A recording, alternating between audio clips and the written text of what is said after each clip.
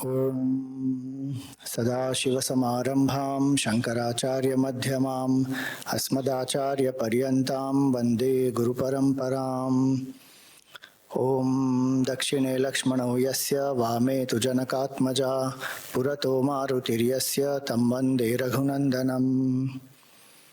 नमः श्री तुलसीदास सद्वरिष्ठाय धीमते पूरितं हृदयं येन राम प्रेमामृतेन मे समस्त जन कल्याणे निरतं करुणामयं नमामि चिन्मयं देवं सद्गुरुं ब्रह्म विद्वरम्। हरिओम। सभी भक्तों को, साधकों को प्रणाम। आप में से कितने हैं जो चिन्मय मिशन से परिचित नहीं हैं, जो पहली बार आए हैं? स्वागत है। 24 साल से मैं यहाँ पर चिन्मय मिशन साउथ मुंबई में सेवा कर रहा हूँ और ये पहला अवसर है कि हिंदी भाषा में ज्ञान यज्ञ यहाँ पर हो रहा है मेरा। अन्य जगहों पर ज्ञान यज्ञ हुआ है हिंदी भाषा में, लेकिन साउथ मुंबई में पहली बार हो रहा है। किसी एक व्यक्ति ने कहा, जब वो प्रवचन करने गए तो उन्होंने कहा कि हिंदी भाषा से मेरा संबंध मेरी पत्नी के समान है। मैं उसे बहुत प्रेम करता हूँ, लेकिन मेरा उस पर कोई काबू नहीं है। मेरी पत्नी नहीं है, लेकिन हिंदी भाषा के साथ मेरा संबंध भी कुछ ऐसा हो सकता है। इसलिए जो त्रुटियां हो तो माफ़ करें। यहाँ पर हम हनुमान जी की महिमा का चिंतन करेंगे। ये सुअवसर प्राप्त हुआ है यहाँ पर। तो हनुमान जी कौन थे? हमको कई बार लगता है कि बहुत ही विचित्र है हमारी सभ्यता, हमारी संस्कृति, कि हम बंदर की पूजा करते हैं, हम नरसिम्हा भगवान की पूजा करते हैं, हम पेड़ पौधों की पूजा करते हैं, गाय की पूजा करते हैं। तो कई बार ऐसा लगता है कि ये क्या है, ये क्यों हो रहा है, उसमें लॉजिक नहीं दिखाई देता। अंधविश्वास कई बार लोगों को लगता है कि हनुमान जी है या नहीं है। किसी की कपोल कल्पित कल्पना हो सकती है, केवल एक काव्य है रामायण, जो हुआ नहीं है, इसीलिए उसको माइथोलॉजी कहा जाता है। लेकिन हनुमान जी हैं कौन? कई बार यह भी प्रयास किया जाता है कि कोई साइंटिफिक वे में बताया जाए कि हनुमान जी कौन थे, कि होमोसेपियन के पहले जो थे, होमो इरेक्टस और इत्यादि, जो बायोलॉजिकली इवॉल्व होकर फिर होमोसेपियन ह्यूमन बींग्स हुए, तो उस श्रेणी में होंगे हनुमान जी। निएंडरथल मैन और उसके पहले, तो उस श्रेणी में हो सकते हैं, ऐसे भी कई लोग बताते हैं। लेकिन हमारे शास्त्रों में क्या कहा गया है? हनुमान जी एक बंदर नहीं है। हमको लगता है कि वो केवल एक बंदर है, बंदर कैसे इतना सारा कर सकता है। लेकिन हनुमान जी कौन है? वानर हैं। और वाल्मीकि रामायण में तो वानर रूपिणः ऐसा वर्णन आता है। तो वानर कौन है? वने चरती थी वानरः, जो वन में विचरण करते हैं उनको वानर कहते हैं।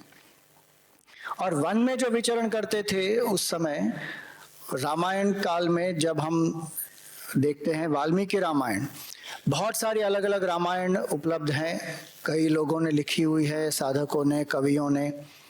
लेकिन प्रमाण के रूप में जब हम देखते हैं तो वाल्मीकि रामायण को इतिहास कहा जाता है। हर एक रामायण की अपनी महिमा है, अपनी एक उपयोगिता है, लेकिन वाल्मीकि रामायण को इतिहास कहा जाता है। क्यों? इति ह आस, इस प्रकार जो हुआ था। और उसमें वाल्मीकि जी ने क्या बताया है कि वानर जो थे वो कौन थे? वो साधारण बंदर नहीं थे। जब भगवान राम यहाँ पर अवतरित हुए, उनकी सहायता करने के लिए उनको ब्रह्मा जी ने उन देवताओं से कहा कि भगवान पृथ्वी पर जा रहे हैं रावण का नाश करने के लिए, आप लोगों को रावण के त्रास से मुक्त करने के लिए। तो आपका भी कर्तव्य बनता है कि आप कुछ करें। तो देवताओं के अंश पृथ्वी पर प्रकट हुए और अलग अलग अंश जो प्रकट हुए, इंद्र भगवान के अंश प्रकट हुए वाली के रूप में, सूर्य भगवान के अंश प्रकट हुए सुग्रीव के रूप में, इसी तरह पवन देवता के अंश प्रकट हुए हनुमान जी के रूप में।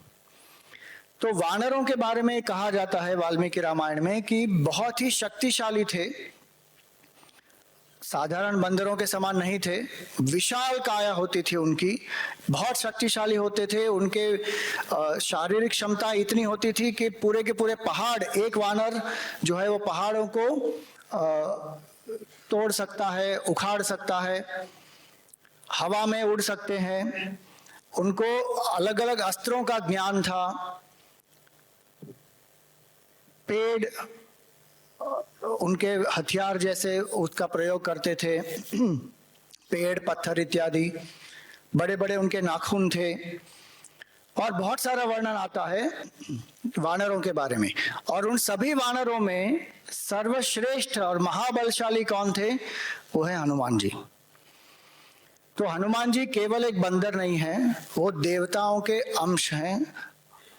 यहाँ पर आता है हनुमान चालीसा में भी, शंकर सुवन केसरी नंदन। शिव जी को लगा कि मेरे इष्ट जो हैं वो पृथ्वी पर जा रहे हैं, सभी देवता वहां प्रकट हो रहे हैं, तो मुझे भी उनकी सेवा का एक अवसर प्राप्त हो, तो वो हनुमान जी के रूप में वहां पर अवतरित हुए। तो इसलिए हमको ये ध्यान रखना चाहिए कि हनुमान जी भगवान का ही अंश अवतार हैं, और भगवान स्वयं हनुमान जी के बारे में बहुत कुछ कहते हैं वाल्मीकि रामायण में, तुलसी में भी आप देखते हैं कि हनुमान जी के प्रति भगवान बहुत कृतज्ञ हैं। और भगवान कहते हैं कि उन जैसा पहली बार जब उनको मिलते हैं तभी भगवान लक्ष्मण जी से कहते हैं कि ये जो व्यक्ति हैं बहुत ही पारंगत हैं शास्त्रों में, वेदों का उन्होंने अध्ययन किया है। हनुमान जी उस समय एक बटु का रूप लेकर भगवान के सामने प्रस्तुत हुए थे।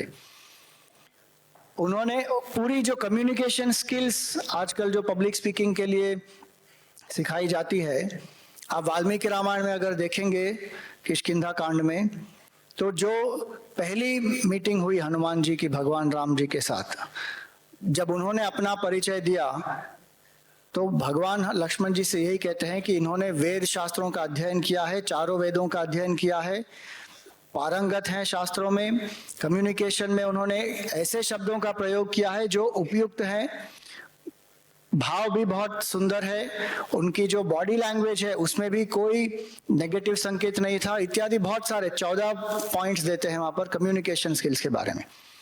तो ये साधारण वानर के लिए ये सब संभव नहीं है।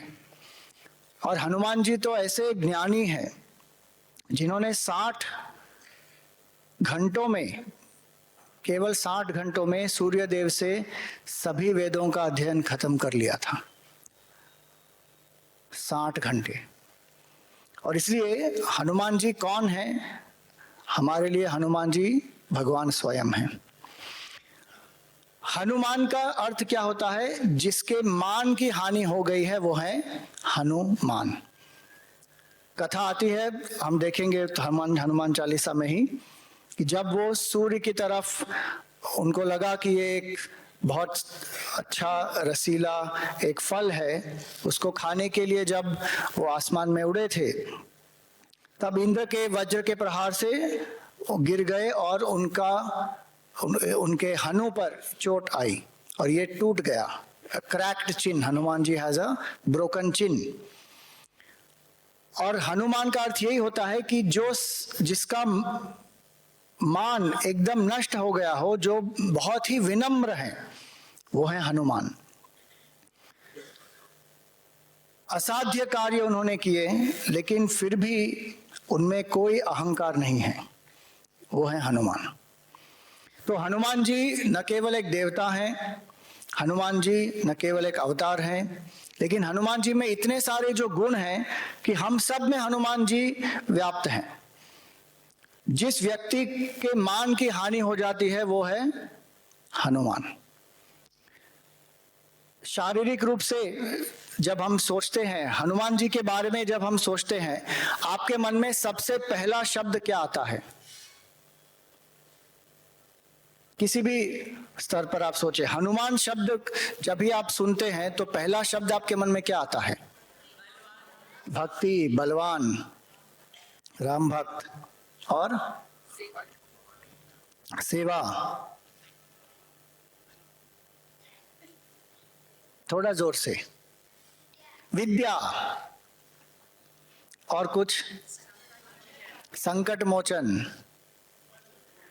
बल, शक्ति, पटु, चतुर, चतुर, हाँ,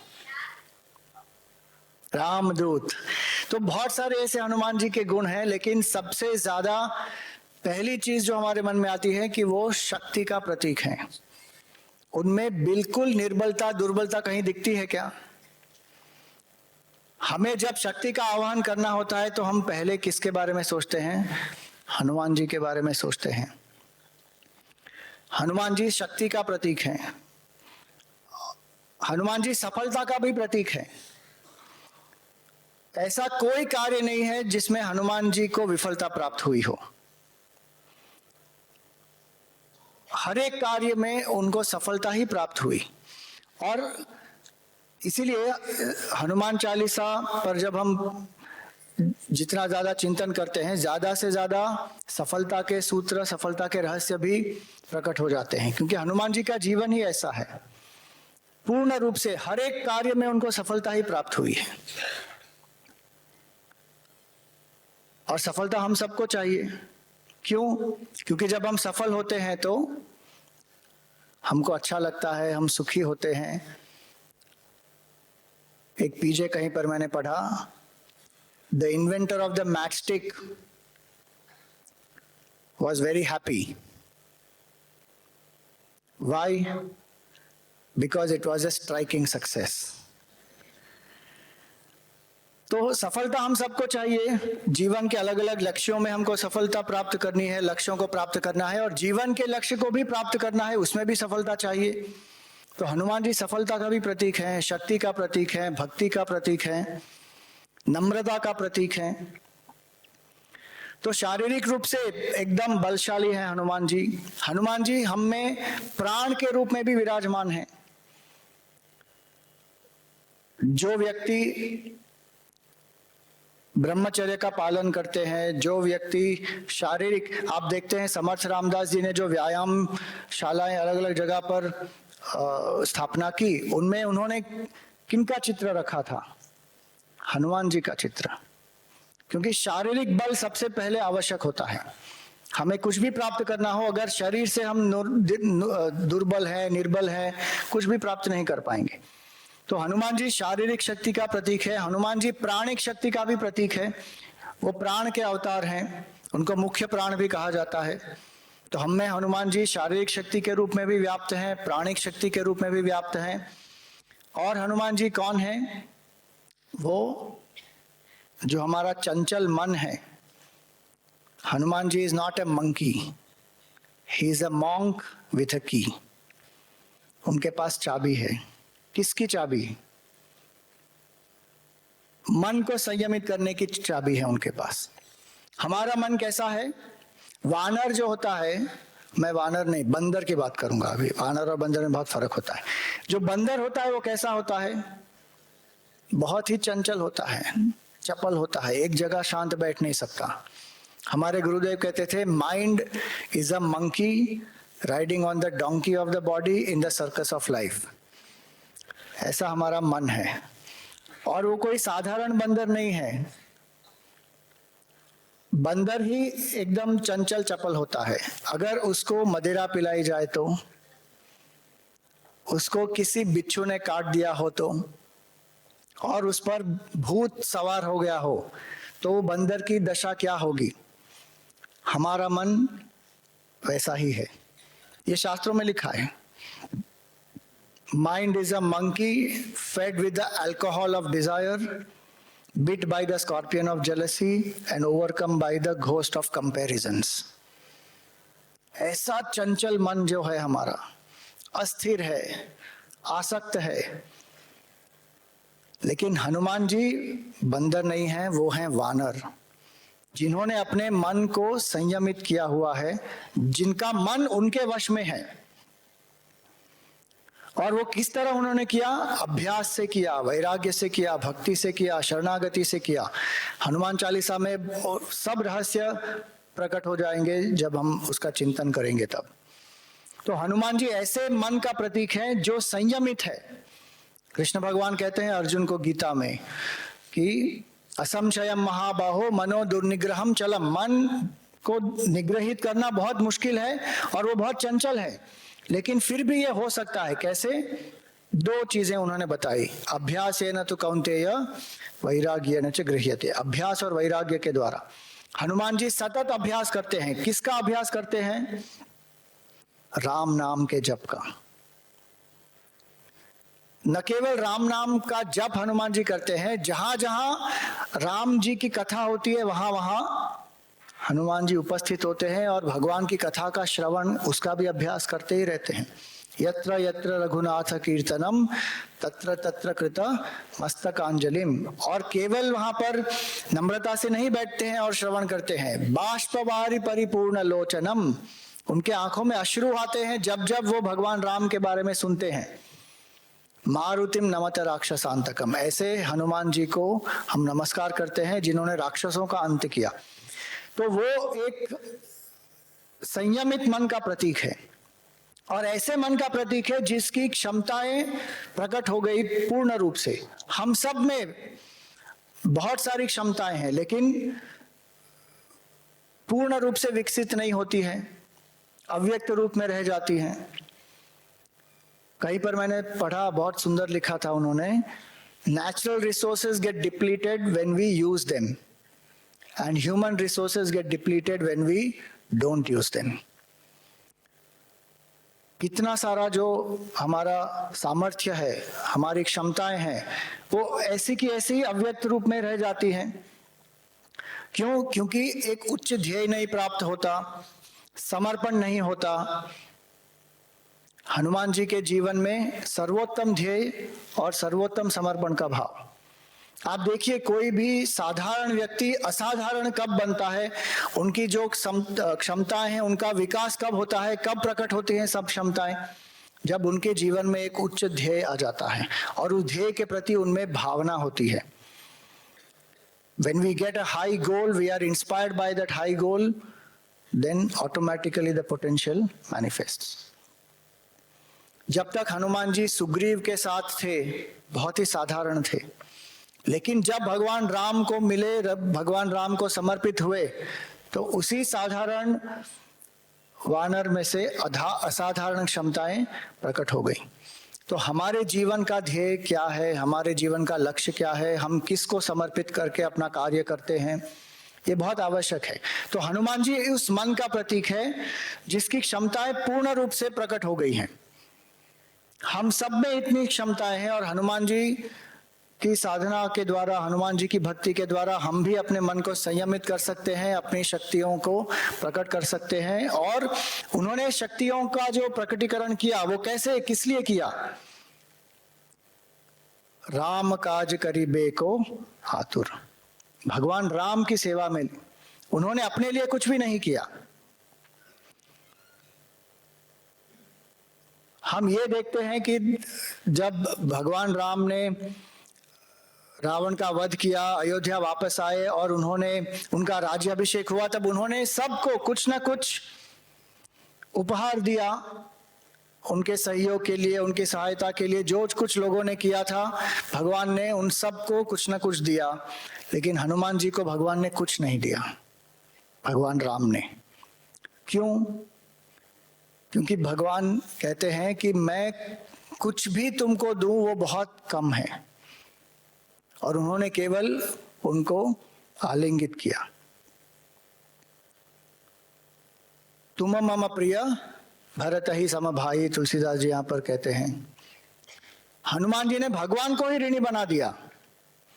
हम सब भगवान के ऋणी होते हैं, लेकिन भगवान किसके ऋणी हैं? हनुमान जी के। ऐसे हनुमान जी बहुत महान। स्वयं कभी राजा नहीं बने, he never became a king but he is a king maker. सबको राजा बनाया उन्होंने। सुग्रीव सबसे पहले राजा बने, किसके कारण? हनुमान जी के कारण। फिर विभीषण बने लंकेश, किसके कारण? हनुमान जी के कारण। पाताल लोक में मकरध्वज बन गए वहां के राजा, किसके कारण? हनुमान जी के कारण। और स्वयं भगवान राम बन गए अयोध्या के राजा, किसके कारण? हनुमान जी के कारण। तो अगर आपको राजा भी बनना है तो किसकी भक्ति करनी चाहिए? हनुमान जी की भक्ति करें, सफलता अवश्य प्राप्त होती है। He makes us the king. और उनको कोई संकोच नहीं होता कि अरे मैं बन सकता था, I should have become great, I should have become the king, I should have held the position. कुछ नहीं, ये उनका भाव है, क्योंकि अंदर से उनका मन एकदम सिक्योर है। उनको किसी पदवी की आवश्यकता नहीं है अपने आप को वैलिडेट करने के लिए कि आई एम ग्रेट। उनकी महिमा किसमें है कि मैं रामदूत हूं, मैं भगवान राम का सेवक हूं। तो ये नम्रता है हनुमान जी की। तो ये मन जो है, ये हनुमान जी का प्रतीक है। जो पूर्ण रूप से विकसित होता है वो हनुमान है हमारे अंदर। बौद्धिक रूप से हनुमान जी कौन है? जिसमें एक जिज्ञासा है ज्ञान प्राप्त करने की। जो नव व्याकरण पंडित हैं, संस्कृत के 9 प्रकार के व्याकरण हैं, उन सभी व्याकरणों में हनुमान जी पंडित हैं। और जब हम वेदांत की दृष्टि से देखते हैं तो हनुमान जी कौन है? हनुमान जी हमारी आत्मा है। जब हम अपने अहंकार को लीन कर देते हैं, अहंकार को समर्पित कर देते हैं भगवान के चरणों में, तो हम क्या अनुभव करते हैं कि मैं ये शरीर मन बुद्धि नहीं हूं। मैं कौन हूं? मैं परम तत्व हूं, सच्चिदानंद स्वरूप आत्मा हूं। हनुमान जी वो परम आत्मा है, तत्व है। तो ये हनुमान चालीसा जो है, हनुमान जी की महिमा के बारे में तुलसीदास जी ने लिखा है। कभी कभी ये कहा जाता है कि तुलसीदास जी एक बार बहुत बीमार हो गए और उस समय उन्होंने हनुमान जी का ध्यान किया। हनुमान जी और तुलसीदास जी में बहुत घनिष्ठ संबंध है। अलग अलग समय पर हनुमान जी ने तुलसीदास जी की सहायता की है। भगवान राम का दर्शन भी तुलसीदास जी को किसने कराया? हनुमान जी ने कराया। इसलिए हमारे लिए हनुमान जी थे नहीं, हनुमान जी हैं। हनुमान जी तो चिरंजीवी हैं। हनुमान जी के कारण ही तुलसीदास जी को भगवान राम का दर्शन भी हुआ। हनुमान जी के कारण ही तुलसीदास जी अपने रोग से भी निवृत्त हुए। और यह भी कहा जाता है कि एक बार ऐसा हुआ कि तुलसीदास जी बनारस में थे और तुलसीदास जी तो भगवान के चिंतन में लीन रहते हैं और भगवान की कथा करते हैं। तो एक महिला जो जा रही थी वहां से, उन्होंने तुलसीदास जी को प्रणाम किया।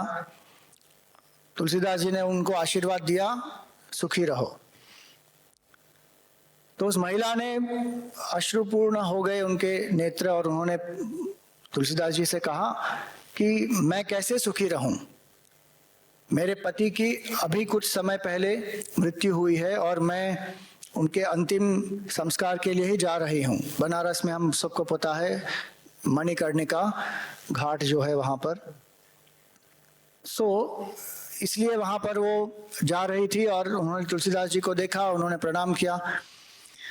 अब वो जब उन्होंने बताया कि मेरे पति की मृत्यु हुई है कुछ समय पहले, सो तुलसीदास जी भी उनके साथ गए और वहां जाकर कुछ देर उन्होंने कहा कि हम भगवान का नाम स्मरण करेंगे, उसके बाद आप इनको ले जाएं।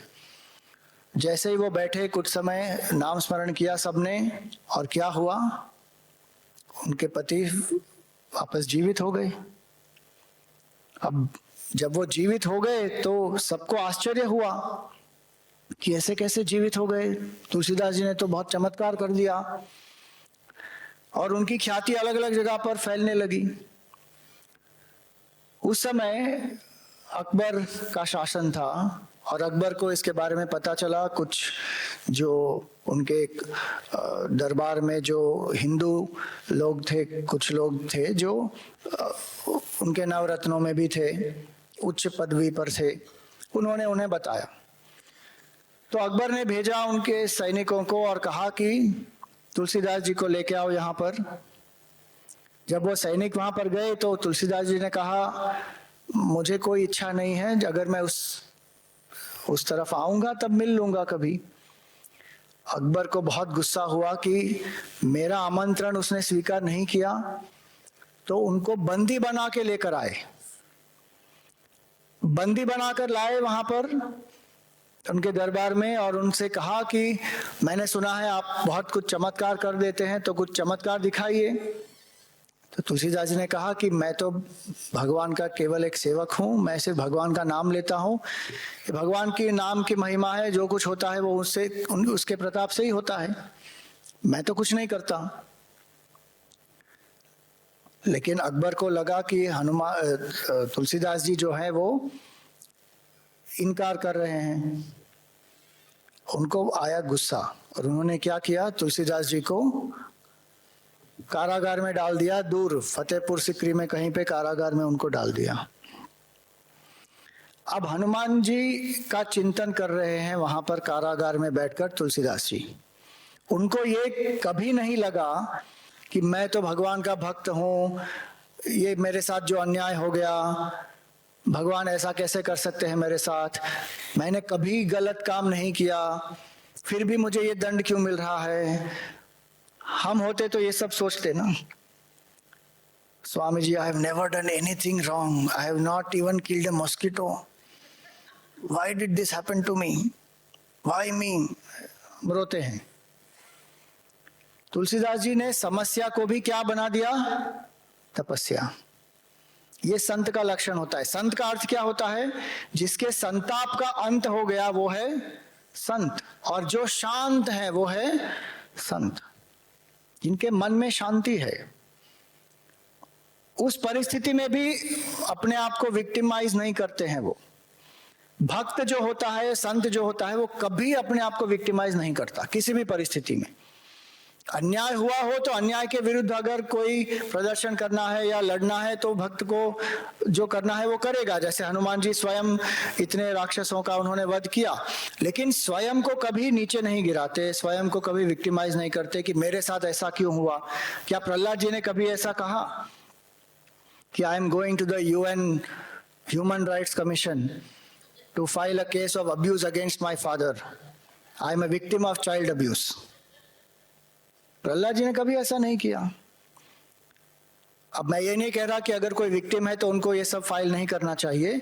मेरे कहने का तात्पर्य क्या है कि भक्त अपने को कभी विक्टिमाइज नहीं करता, क्योंकि भगवान है हमारे साथ। जो करना है वो हम करेंगे, अवश्य कर्तव्य जो है वो हम करेंगे। उस समय तुलसीदास जी को ये लगा कि यहाँ पर मेरे पास और कोई विकल्प नहीं है, मैं भगवान का चिंतन करूंगा। भगवान जाहि विधि राखे राम, ताहि विधि रहिए।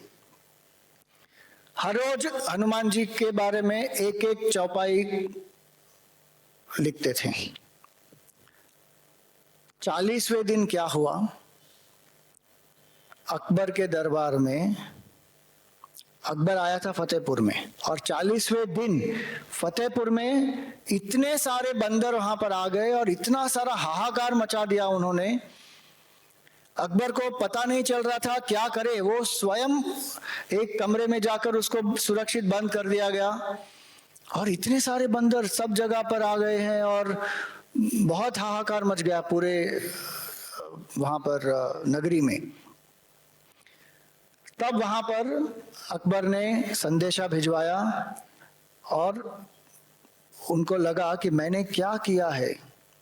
किसी ने उनको बताया कि आपने कुछ तो गलत किया है 40 दिनों में, जिसका ये परिणाम है।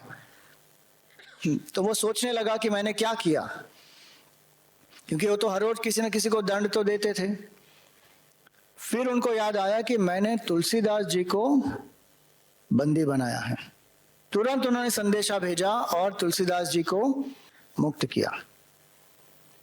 और वो स्वयं गए तुलसीदास जी के पास और कहा जाता है कि तुलसीदास जी से उन्होंने क्षमा मांगी और जैसे ही उन्होंने क्षमा मांगी तुलसीदास जी ने हनुमान जी का आवाहन किया और जितने बंदर थे धीरे धीरे वहां से सब चले गए। तो ये हनुमान चालीसा की महिमा है जो तुलसीदास जी को, जिन्होंने, अगर आप समझे कि वो रोग पीड़ित थे, उससे मुक्त किया, तो भी हनुमान चालीसा आप देखिए उसमें आता है, संकट कटे मिटे सब पीरा जो सुमिरै हनुमत बलबीरा। और ये कारागार से भी मुक्त हो गए हनुमान जी के कृपा से। तो उस समय उस परिस्थिति में जो रचना की तुलसीदास जी ने वो है ये हनुमान चालीसा। इसके पाठ मात्र से बहुत सारी चीजें हो जाती हैं। इसमें कई सारे बीज मंत्र भी छुपे हुए हैं। हनुमान चालीसा में शिवजी स्वयं कहते हैं, जो सत बार पाठ कर खोई छूट ही बंदी महासुख होई। जिसको परम पुरुषार्थ प्राप्त करना है वो भी हनुमान चालीसा से प्राप्त हो जाएगा, सफलता प्राप्त करनी है वो भी हो जाएगा, ग्रहों की दशाओं के कारण जो कोई कष्ट है उससे भी निवृत्ति हो जाती है, शारीरिक कष्ट है। हमारे वर्तमान वैश्विक प्रमुख जो हैं स्वामी स्वरूपानंद जी, उनकी श्रद्धा बहुत है हनुमान जी में और उनको जो स्पॉन्डिलाइटिस की तकलीफ है उससे भी वो बहुत बार उभर के आए हैं हनुमान चालीसा के कारण, हनुमान जी की कृपा के कारण। तो हमने स्वयं भी देखा है हनुमान जी की महिमा क्या है, हनुमान चालीसा की महिमा क्या है। और इसलिए अब हनुमान चालीसा में हम प्रवेश करेंगे और कुछ कुछ जो रहस्य है हनुमान चालीसा के उसके बारे में हम सोचेंगे।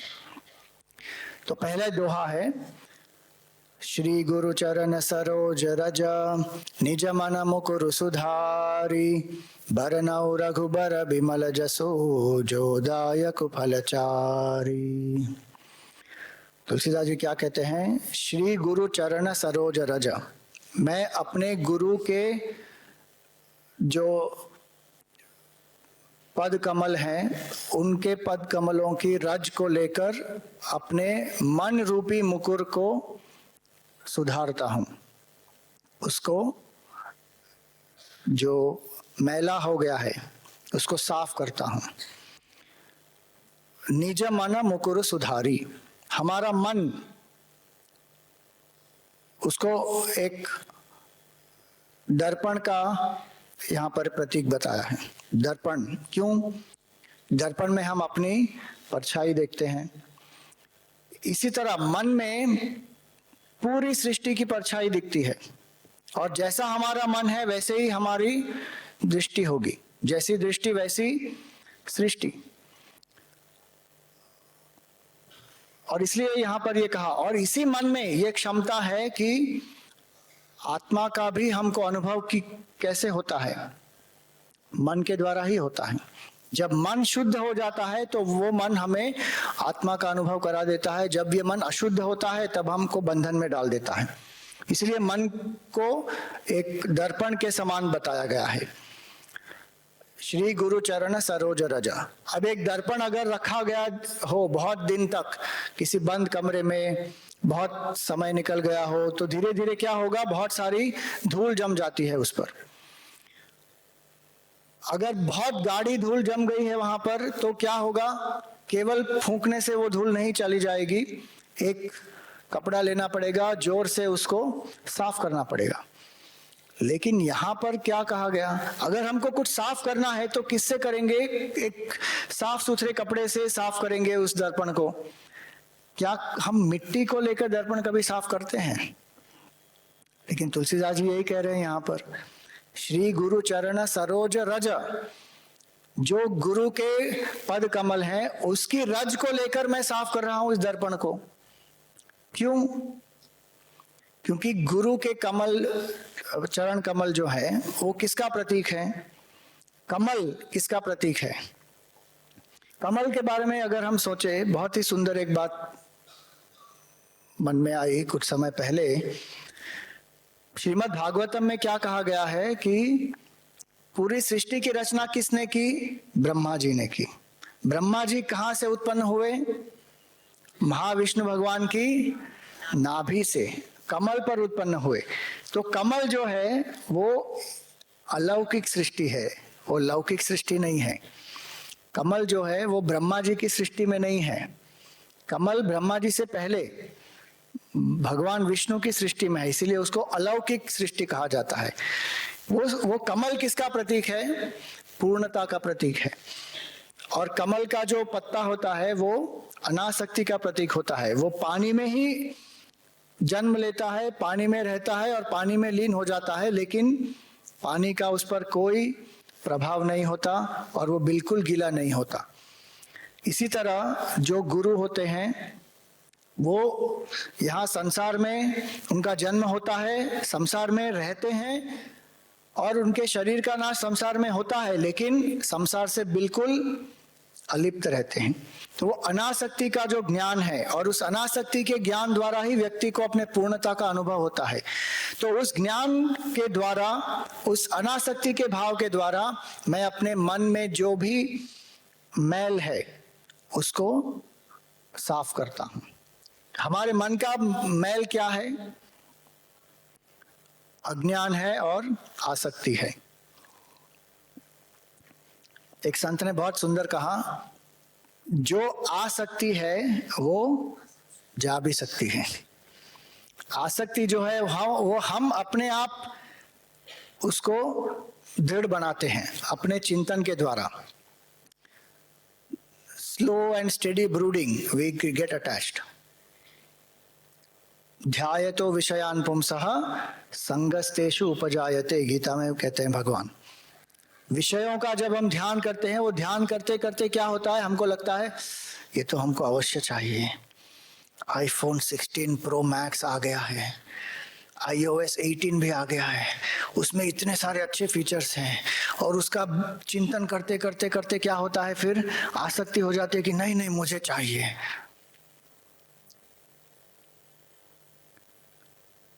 कंटिन्यूस चिंतन। कुछ लोगों को उसके बारे में कोई भाव नहीं होता, होगा कोई फोन ठीक है। एप्पल और सैमसंग के बीच में हमेशा ये होती रहती है। सैमसंग वाले कहते हैं ये अभी एप्पल जो सब इंट्रोड्यूस कर रहा है वो तो सैमसंग में पहले से ही है।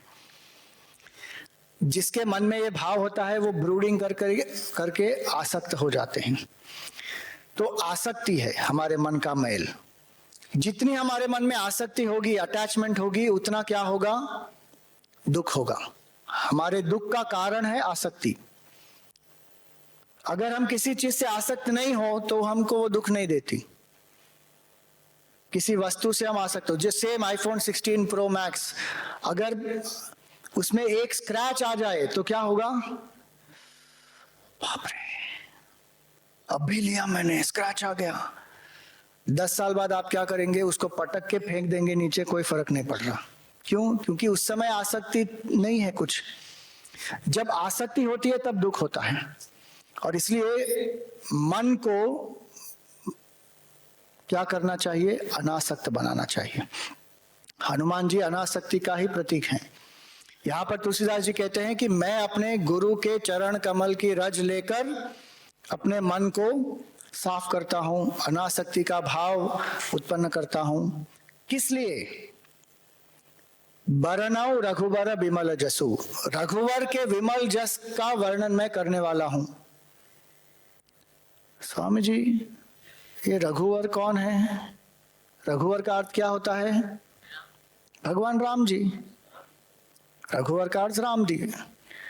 यहां पर वो हनुमान जी क्या वर्णन करने वाले हैं, लेकिन वो हनुमान जी के लिए क्या कहते हैं, बरनऊ रघुवर। कुछ मिस्टेक हो गया लगता है, तुलसीदास जी ने कुछ गलती कर दी। रघुवर नहीं होना चाहिए यहाँ पे,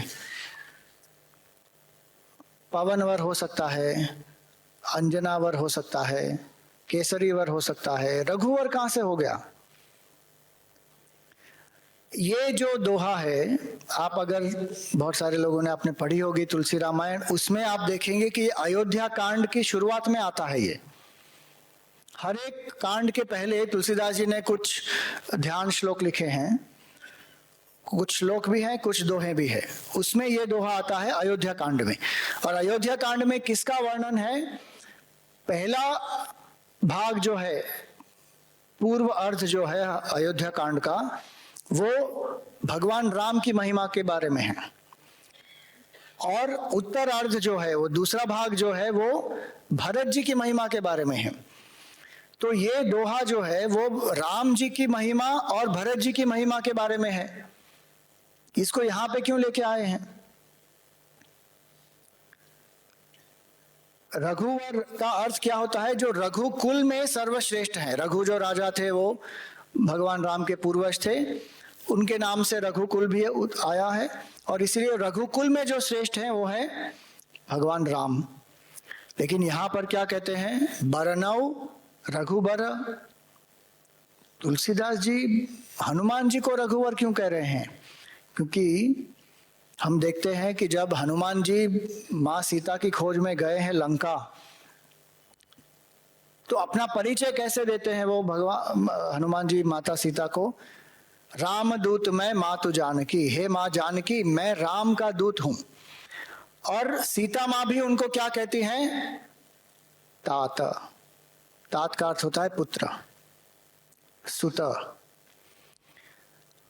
जब हनुमान जी वापस आते हैं भगवान राम को बताने के लिए कि सीता जी की शोध हो गई है, वो लंका में है, ये जो हुआ वहां पर सब बताते हैं, तब भगवान राम भी उनको तात कहकर बुलाते हैं।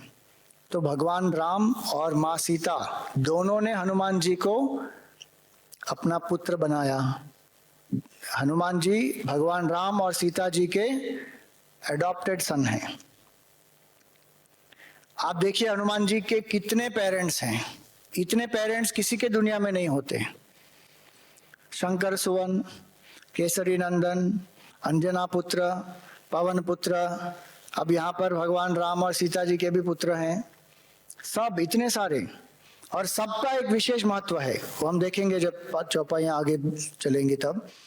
तो बरनऊ रघुवर विमल जसु, और उनका यश कैसा है? ये हनुमान जी का यश, रघुवर का अर्थ यहाँ हुआ हनुमान जी।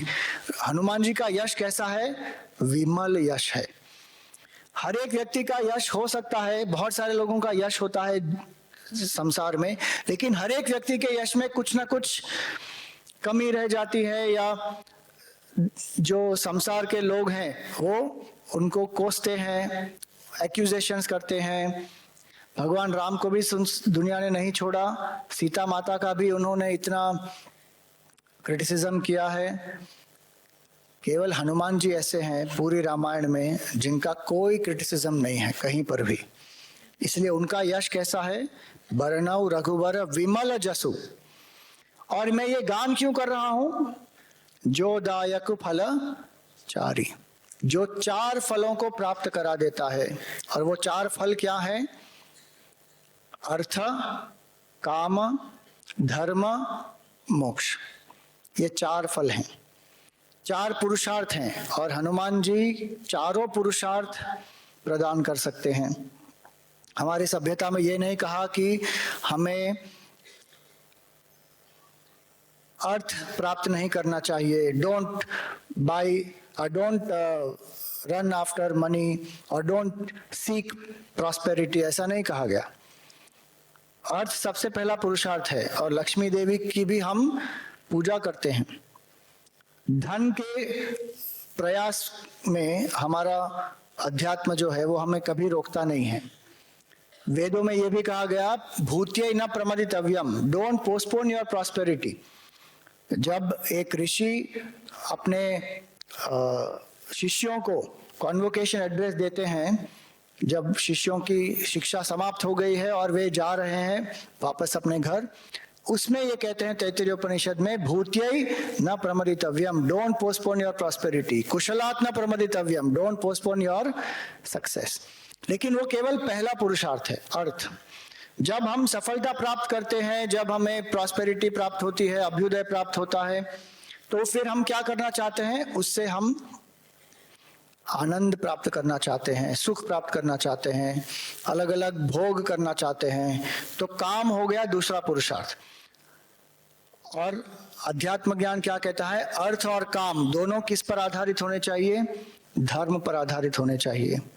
और इस तरह अर्थ, काम और धर्म के आधार पर जब व्यक्ति देख लेता है कि जो कुछ प्राप्त करना था हमने प्राप्त कर लिया, लेकिन फिर भी एक जीवन में अपूर्णता बनी रहती है, उस अपूर्णता को कैसे हम नष्ट करें, उस पूर्णता का अनुभव कैसे हो, तो वो व्यक्ति मोक्ष की प्राप्ति के लिए अग्रसर होता है। और जब व्यक्ति को चारों पुरुषार्थ प्राप्त होते हैं तो वो जीवन होता है परिपूर्ण जीवन। और इसलिए हनुमान जी यहाँ पर चारों दे सकते हैं। और जो कोई भी हनुमान जी की उपासना करता है, ध्यान भजन करते हैं, हनुमान जी जो प्राप्त करना चाहते हैं उनको उसी वरदान से अनुग्रहित करते हैं। तो आज हम यहीं पर विराम करेंगे।